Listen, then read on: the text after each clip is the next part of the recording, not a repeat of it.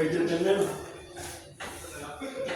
First, I would like to do basic duties, responsibilities, myself, personal. And they describe the master. Master, sir, the duties and responsibility of master are the company representative and overall command of the ships and the SSO. Okay, next. Chief officer.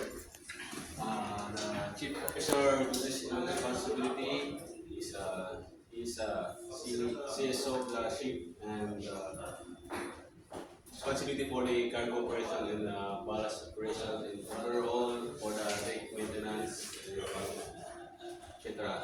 Okay, next. Second officer. Second officer is the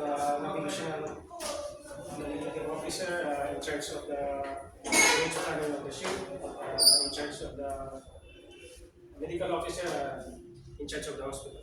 Okay, next. Third officer. The third officer is the safety officer, responsibility for the safety equipment of the ship and assist, Preparing for documents. preparing for documents for the ship. Okay. Next, bosun.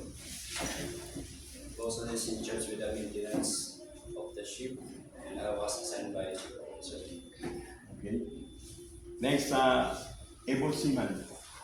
EB is responsible for the steering and also like maintenance and also the Okay, another answer for EB. ED also performing checking cargo ballast tank Okay. and also gangway duty performing.